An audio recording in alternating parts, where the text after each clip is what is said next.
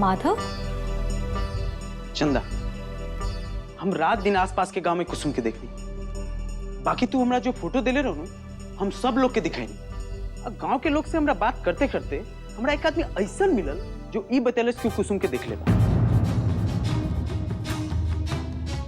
और ओकरा शायद दूगो आदमी पकड़ के ले गल बा, और इहो कहलस कि गोदाम उदाम में छिपे बा। यही से कहते नहीं चंदा, हम इस के अभी के अभी चले के चाहिए। चलो अभी चल के वजह देखल जाओ, का पता हमार बहन हो जा हमरा के मिल जाए।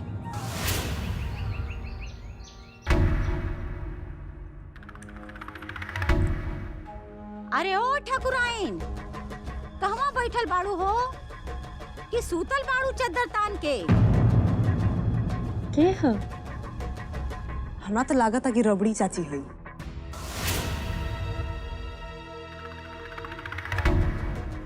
अरे रबड़ी, आ गेलू तो भीतर आवा ना। आवा आवा, बैठा।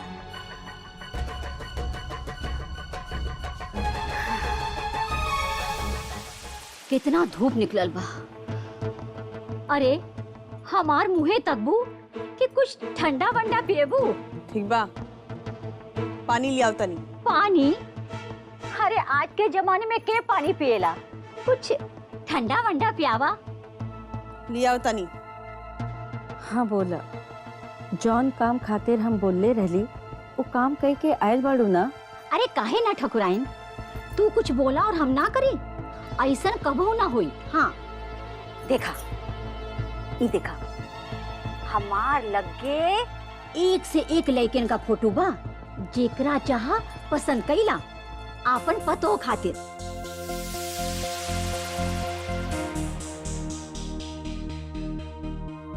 एकरा में का ह?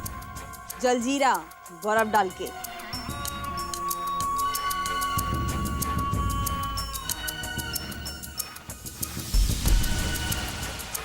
हई कुली कैसन फोटो लियाई बड़ू हो? हई देखो, हेकरा के देखा मुंह पर 4 बजता है ने ताकत। हई करिया मुंह झौसी, हेकरा के देखो, हेकरा तो लागत घर में रोटिए नहीं खे पाकत। इहे फोटो हो। चुप ना रहबू सुमन। वैसे रबड़ी, हमरा के 3 लड़की पसंद बा। का कहता ठकुराइन? 3 लड़किया? आपन बेटा खातिर 3-3 पतोया उतारे के बा का? देखा, एक चीज तो पक्का बा कि इन तीनों लड़की के घर के लोग हमार निर्भय से आपन बेटी के ब्याह करे तो उनकर बिटिया के तो 7 जन्म सुधर जाई, 7 जन्म। बाकी ई बेरी हम आपन पतो चुने में कौनो गलती ना करब। एक एक कदम फूंक फूंक के रखब। एकदम गोबर उठा के ले आईनी है हमनी आशा के रूप में। ऐसे ए बेरी हम तीनों लड़की के देखब तो उनकर घर के लोग से बताए दा जाके। हाँ ठीक बा, अब बाकी चिंता मत करा। ए बेरी हम तहार निर्भय का ब्याह ऐसा लड़की से करवाई कि 21 साल बाद तहार हवेली तहार पोता के किलकारी से गूंज उठी। ठीक है, हम चलत आनी अब। ठीक है।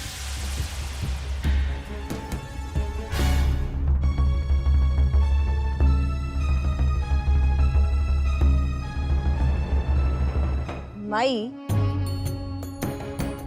तू भैया के बिया करे के सोचतारू, तो बात तू भैया के बताइबू कि ना? अरे ओकरा से बताए का कौन जरूरत बा? वो इनका थोड़े ना करी, उल्टे खुश होई कि हम कितना अकलमंदी का निर्णय लेनी है। औरी भौजी, उनका के बताइबू कि ये घर में उनका सौतन आवे के तैयारी होता? ओकरा के कुछो पता नहीं थे, और ओकरा के बताए का कौन जरूरत बा? यदि ओकरा के कुछो पता चली तो वो हमनी के काम में टांग अड़ावे लगी। हम आपन काम में अपने बाधा खड़ा करी।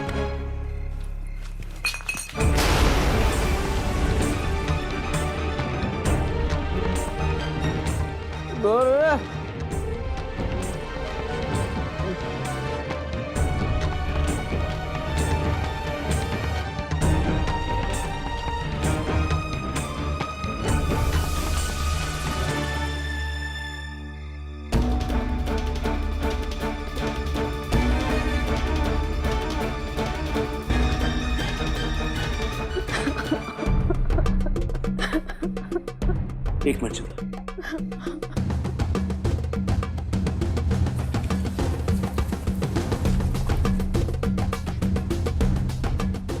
दीदी दीदी दीदी दीदी हमरा बचा ले, ये लोग बहुत खतरनाक बाने।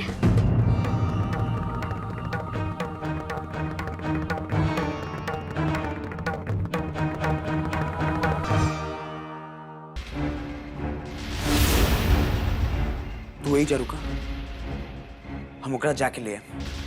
देखा माधव, भीतर खतरा बा, और वैसे भी कुसुम कुसुम हमार बहन बाड़ी, तो ये खतरा हमरा के उठाए दे। तू काहे ओकरा खातिर अपन अपन जान देत बड़ा। हम तारा कले रही, हम तारा खातिर हमेशा मौजूद रहे। अब हमारा वचन निभाए के समय आ गल बा चंदा। भीतर तो हम ही जाए चंदा। तू ही जा रुका, क्या कि हमनी में से कोई एक के यहाँ रहे के चाहिए, ये काट के देखे। तू ही जा रुका चंदा।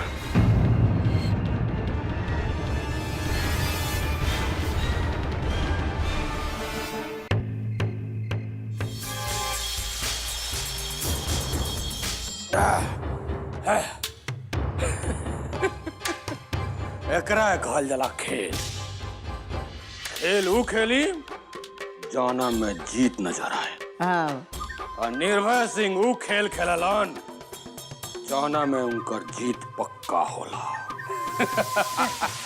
अब तो चंदा रानी के बुढ़ऊ भी हमनी से पैसा लेके निकल गईला, मतलब सौदा पक्का पक्का। अब देखा तानी कि उ दू कौड़ी के लड़की ठाकुर निर्भय सिंह से कब तक बच सकेली। आवे के परी हमरा लगे कैसे भी। सरकार, सब कुछ हमनी के प्लान के मुताबिक भइल बा। पहले वो कुसुमुआ के किडनैप, फिर वो ससुरा राम खिलावन पैसा लेके गई, और अब सरकार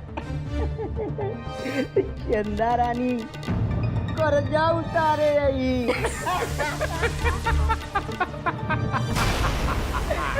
शाबाश बहादुर, शाबाश।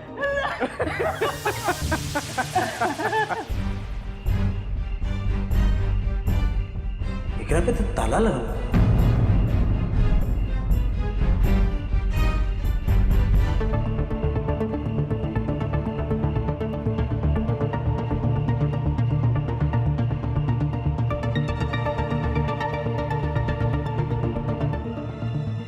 हे किशन भगवान, भीतर माधव की रक्षा करिया।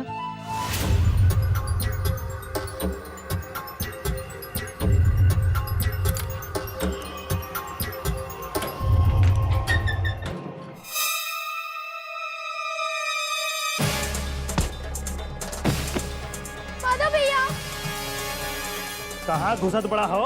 हाँ? कुसुम भाग, कुसुम भाग। अरे छोड़।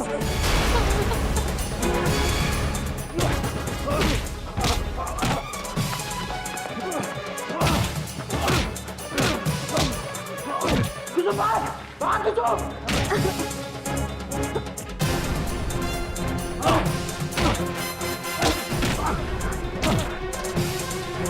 दीदी,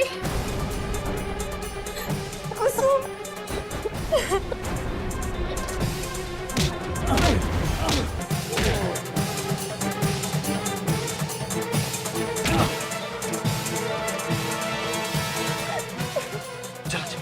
जल्दी चलो, जल्दी चला, जल्दी चलो चंदा, जल्दी बैठा लो, जल्दी चलो चंदा, जल्दी चलो बैठा।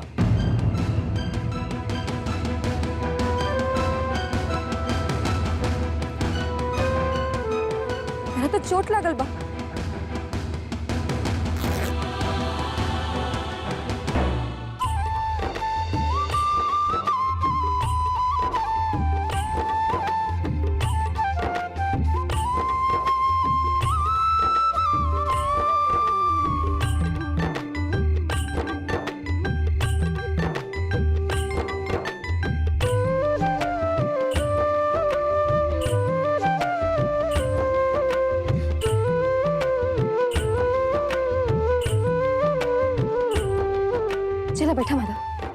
बैठ।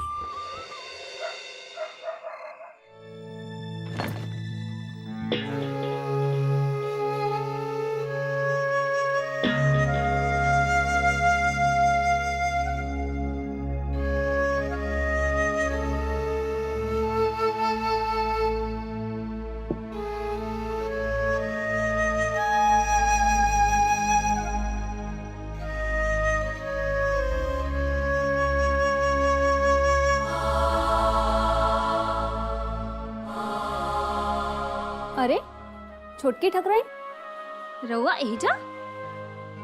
हाँ इमरती, दूध रखे खातिर आयल रहनी। अरे भौजी, लागत बा कि ठाकुर साहब के आज ऑफिस में देर लगा था। जबले उ अहियन तब तक ले तो दूध ठंडा हो जाई। लावा हम दूध वापस ले जात बानी।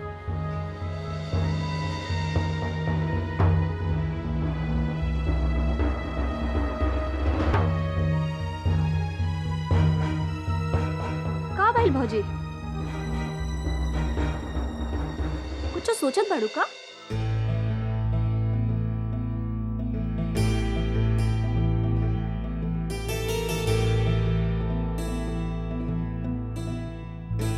एक वक्त ये हमार जगह रहे इमरती।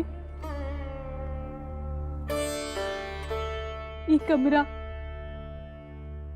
ये बिस्तर, चादर, तकिया, खिड़की, यहाँ के हवा और यहाँ की गंध, ये सब कुल हमार रहे। बाकी एक झटका में ये सब कुल हमरा से छिन गए, सब कुल।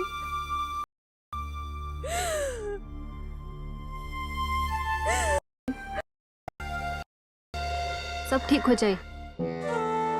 हम अपना के यह दिलासा देवे नहीं मरती।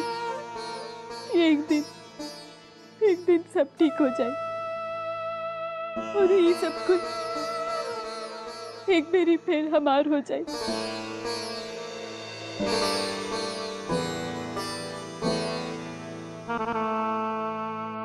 बाबूजी, हाँ। यदि माधव भैया ना होते तो हमेशा नहीं खे होती। माधव भैया अपन जान खतरा में डाल के हमार जान बचावले। अरे बेटा, तू हमनी खातिर इतना कुछ कैला बेटा। देखिए चाचा जी, कुसुम हमर छोट बहन जैसे बनी। यदि सोचिए अगर हमर बहन रही तो हम ओकरा बचैती कि ना। बस चंदा, तू खाली मरहम पट्टी कर द, हमरा भी निकले के बा। इतना रात हो गई बा, ये टाइम पे ऐसा हालत में गाड़ी चला के तार जाके बिल्कुल ठीक नहीं खे। तू यही जा आराम कर ला, जब तार घाव ठीक हो जाए तब चल जाइए। यहाँ तक ले तार घाव तनी मनी भरिए नहीं जाई।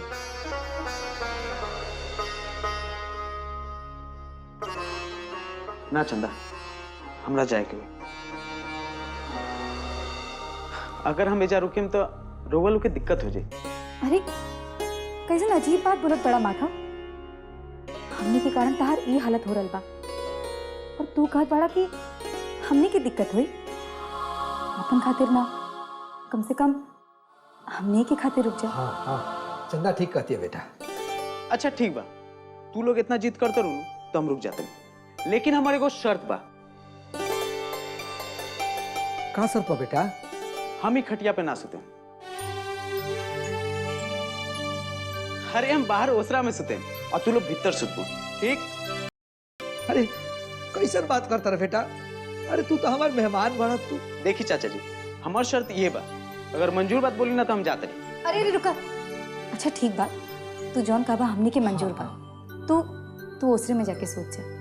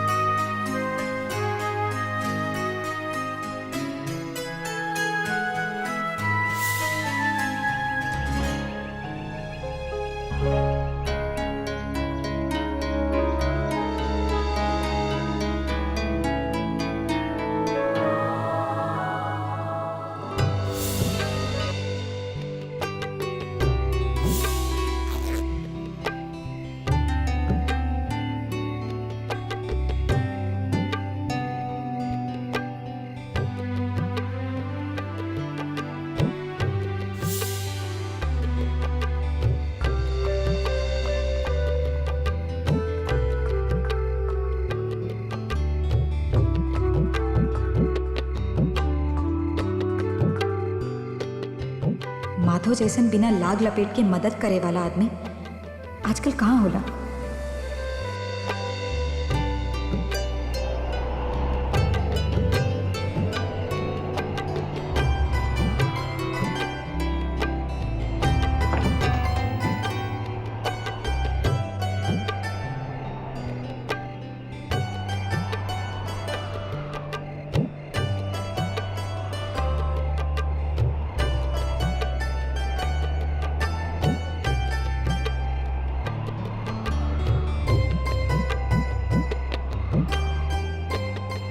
माधव,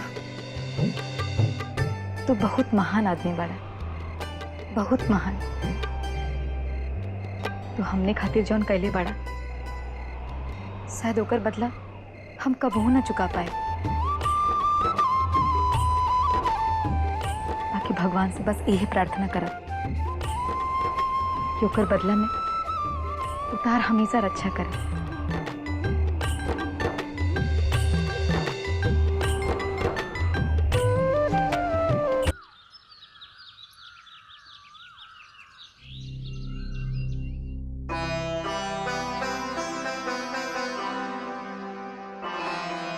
चाची जी, आज माधव बबुआ भोरे भोरे निकल गईला का?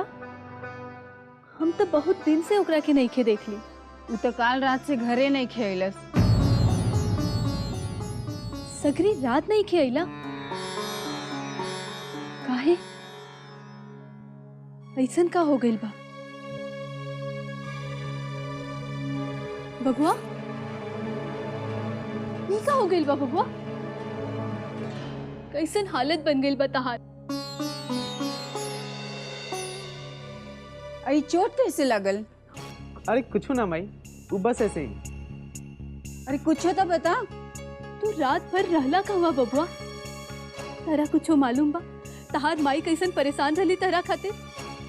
बोला बबुआ, कहवा रहला रतिया के? उरतिया में हम चंदा के घर पर रहने।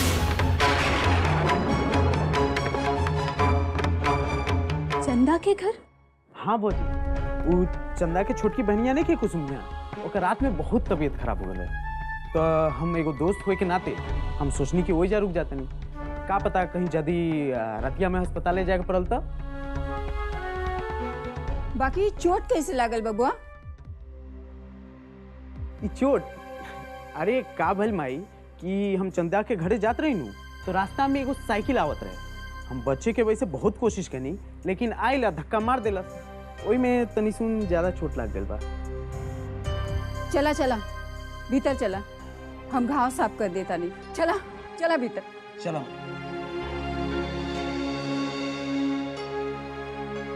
चंदा खातिर माधव के पागलपन तो दिन पर दिन बढ़त जात बा। अपन माधव बबुआ की हम कैसे बचाई चंदा से? काहे कि वो चंदा तो माधव के अपना जाल में फंसावे में कोनो कसर न छोड़ रहल बिया। हमरा के अपन बबुआ के बचाए के होई। एकरा पहले कि मामला हाथ से निकल जाए, हमरा के माधव के बचाए के होई।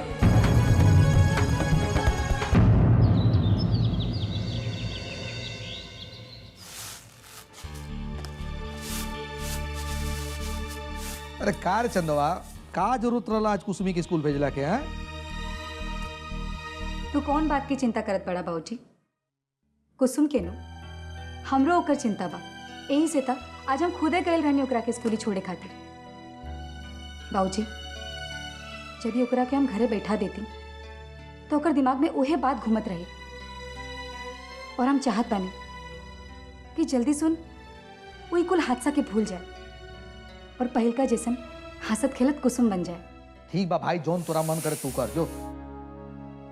वैसे बाबूजी, चीनी खत्म हो गई बा, हम जाते नहीं दुकान चीनी लावे खातिर।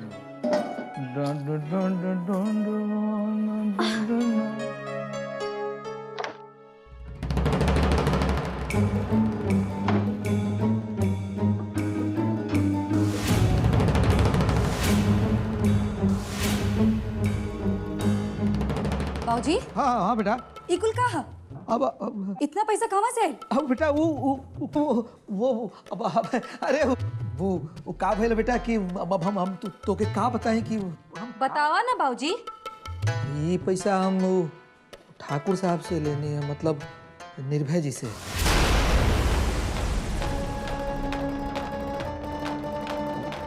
का बात है बेटा कि हमरा कुसुमी के छुड़ावे के रहे ना बेटा। हमरा मालूम रहे कि तू हमरा का मना कैले बड़े, लेकिन कुसुमी के चिंता होत रहे बेटा। एगो बेटी गुंडन के चंगुल में और दूसर ओकरा के बचावे खातिर इतना परेशान। हमरा से दोनों बेटियन के परेशानी सहल ना गेल बेटा। हमरा सामने कोनो रास्ता ना रहे। अंधकार में हमरा बस उहे एगो प्रकाश दिखाई दिलस।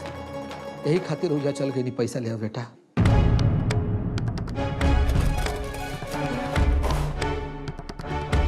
बाबूजी हम तरह के मना कैले रही नू। हाँ तबो तो अपन मनमानी कैला। अरे कम से कम एक बेर ई तो सोचे के चाहिए कि हम तरह के मना कैनी है तो ओकर पीछे कोनो कारण होखी। अब देखा का सोचत हो कि वो लोग हमनी के बारे में। पहले हमनी के गोद भराई के पैसा मना कही और अब चल गई भिखारी नियर पैसा मांगे। अरे बेटा तो चिंता काहे करता रे। अब हमने के पैसा कुसुमी के बचाव में काम में ना लेनी जा तो अब का कर जाओ ना कि से 15,000 रुपये निकाल के अपन गिरवी रखकर घर चुरा ले जा। है तोरा मालूम मानो कि अगले हफ्ता हमने के पैसा देवे के बाद तो हमने के पैसा ठाकुर साहब के कर्ज समझ के अपन घर छोड़ावे काम में ले आओ जा। ना आज तक हम केहू से कर्जा न लेनी है बाबूजी। जितना कमैनी है उतने खैनी है। आज तक हम अपन मेहनत की कमाई से अपन ही घर चलानी है तो आगे भी चलाए। हमरा के ठाकुर साहब से एहसान बिल्कुल न चाहिए। हमरा के केहू के एहसान न चाहिए। केहू की कर्जा हमरा के अपन सर पर न चाहिए बस। ये भगवान अगर कर ये तेवर रही नू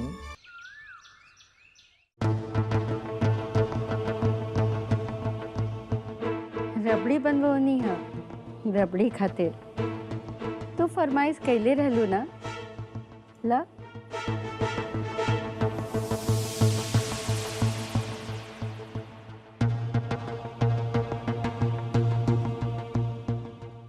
वाह ठकुराइन, जे बनौले हो ना ओकरा हाथ चूम लेवे का मन करत बा।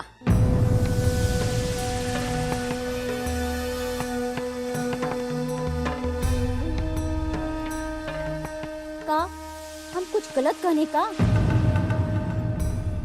ढेर हाथ चूमे के मन करता था जा भौजी के हाथ चूमो। उहे बनौले बड़ी आशा बनौली है। कतना अजीब बात बा। जौन काम खातिर तू आपन पतहू से ई मीठा बनावत बाड़ू ओहे काम से ओकर जिंदगी में जहर घोले का इंतजाम भी करावत बाड़ू। हाँ ना? खाली आपन काम पे ध्यान द। ढेर बकर बकर मत करा, बुझाइल? अरे ठकुराइन एगो बात कहनी है, अतना भड़का मत। बुरा लागल तो माफ कर दिया। का खबर लायल बाड़ू? अब समझ में नहीं खे आवत कैसे कही ठकुराइन। वो जो 3 लड़कियां तू पसंद कैले रहलू ना निर्भय खातिर, उनकर घर के लोगन मना कर देलन।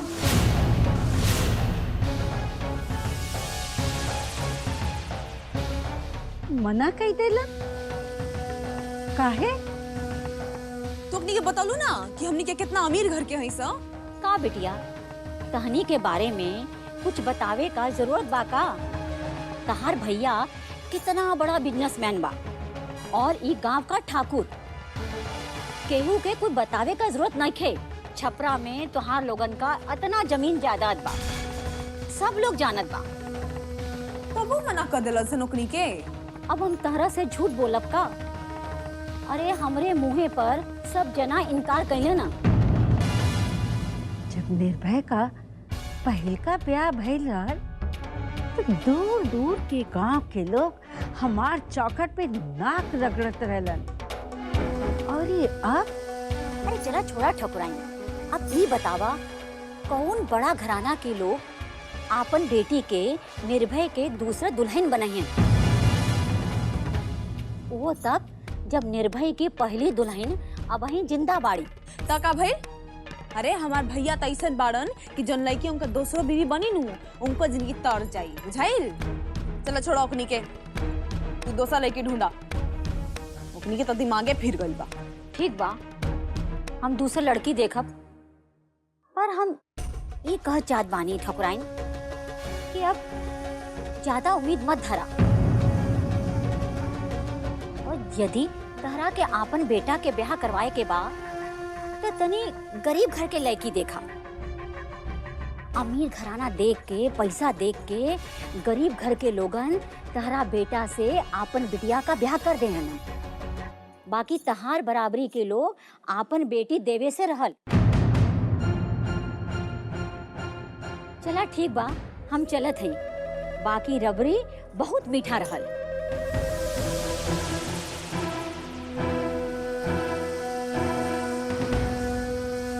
तहरा के आपन बेटा के ब्याह करवाए के बाद तो तनी गरीब घर के लड़की देखा।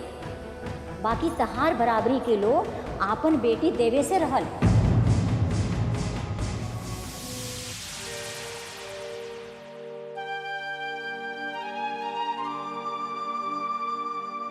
छोटकी ठकुराइन, छोटकी ठकुराइन, छोटकी छोटकी ठकुराइन।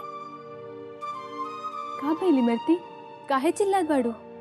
ठकुराइन, तू बर्तन काहे धोवत बाड़ू? हम कहले रहली नु कि हम बाद में धोई देब। अरे तो हमें ऐसन कौन बड़ बात हो गई? हम तो ऐसे धोवे लगनी कि अम्मा जी कभैयो रसोई में आ जाइहन, तो ये सब गंदा और झूठा बर्तन देख के तहरा पे गुस्सा करिहन। चला छोड़ा, तू बतावा का कहे खातिर आइल बाड़ू? ठकुराइन, तार भैया बाबूजी आइल बाड़न तारा से भेंट करे के खातिर। तू उनकरा के भीतर काहे न ले आइलू? सुना लोगन, आज के बाद तू लोगन के एजा आवे के कोनो जरूरत नहीं के। अब जा लोगन। उ लोग बाहरे फाटक पर ही खड़ा बाड़न। रउआ ओहिजे जाए के उनकर से भेंट कैली। वो तारा से भेंट करे के खातिर बहुत बेचैन हो रहल बाड़न।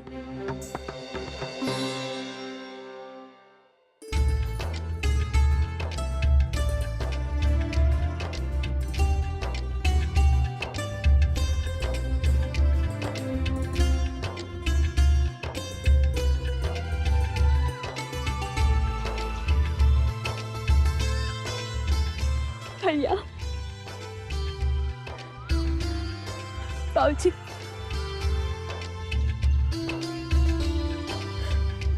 बाबूजी आई बैठी ना।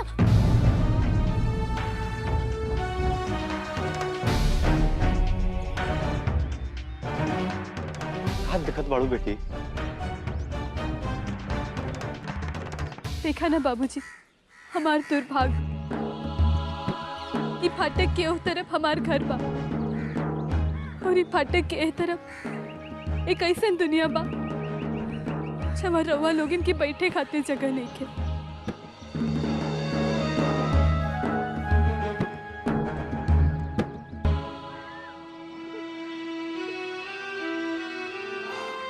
ना बबन, ऐसे मत रो। अरे एजा तो हमनी के तोहार हाल चाल पूछे खातिर के आइल बानी जा, मेहमान नवाजी करावे खातिर ना। भाऊजी, हम लड्डू बनौले रहनी, तहनी खातिर लाइल बानी, तहनी चिखा ना। बेटी, तोरा तो मालूम बा ना, हमनी के बेटी के ससुराल के कुछ ना खाई ना जा। पाप चढ़ेबू का? आप बेटी के ससुराल के कुछ खाई जाई तो पापे लगी नू। अच्छा ठीक बा, तू ना खा सकेला, बाकी हमार दरोगा भैया तो खाई नू। चला अपन मुंह खोला। ना हम ना खाए। तारा कैसा हालत देख के अब कैसे खा सकत नहीं बतावा? ये लड्डू हमारा हलक से नीचे ना उतरे।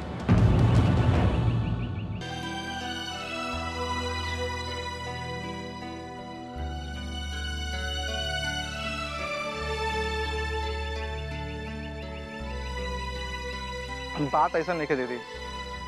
तू तो जनबे कर लोगे, तहार हाथ के लड्डू हमारा बचपन से पसंद बैठे है। बहुत अच्छा बा।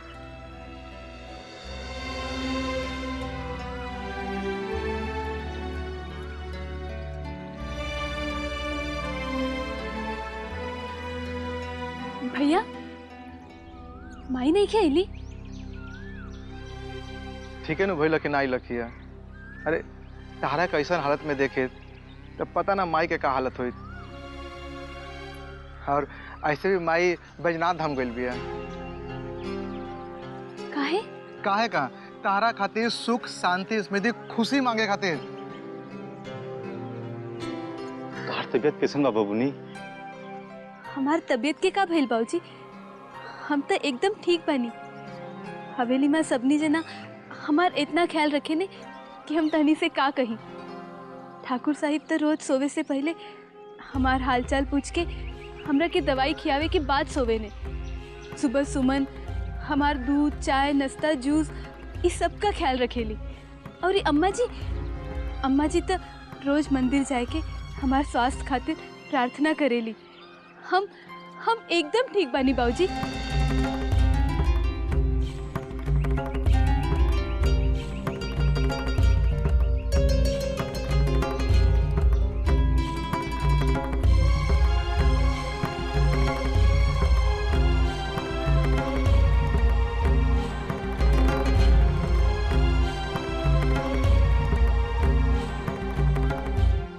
हम एकदम ठीक है भैया,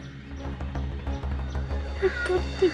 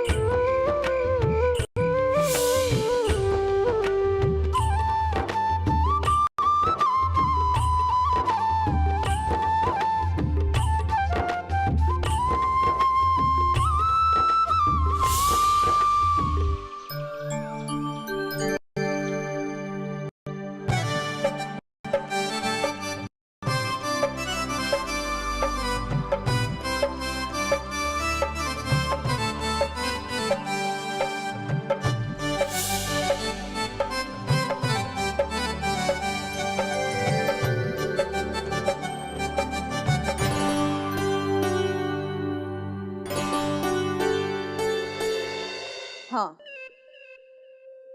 हाँ, तेरा पक्का भरोसा बानू। अरे ना खानदानी लड़की चाहिए, इबे को बताए वाला बात बका। हाँ ठीक बा, हाँ ठीक बा, हाँ देखत रहिया। हाँ ठीक बा, चलो चलो रखा तानी। सुन के मुँह हमार दिमाग खराब हो गई बा। का कहत रहली? कुछ हमरा के भी बताइबू? अरे का बताई, सबे तो एके बात करत तारी सन। रबड़ी चाची पास पड़ोस गांव में देखा तारी, अगर बहिन दूसरा गांव में लड़की ढूंढ रहल बड़ी। बाकी ओकरो हाथ तो कुछ नहीं खे लागल। इहो रबड़ी चाची जैसे बात रट तारी कि निर्भय भैया खातिर हमनी के गरीब लड़की ढूंढे के पड़ी। का मुसीबत बाई कुल। ये बड़ खानदान के लड़की के हमनी के पैसों देख के कोनो अंतर नहीं खे पड़त। आजकल के लड़की कितना नकचड़ी हो गई बड़ी सन। गरीब खानदान की लड़की लिया के हमनी के अपन पैर में कुल्हाड़ी थोड़े मार के बा।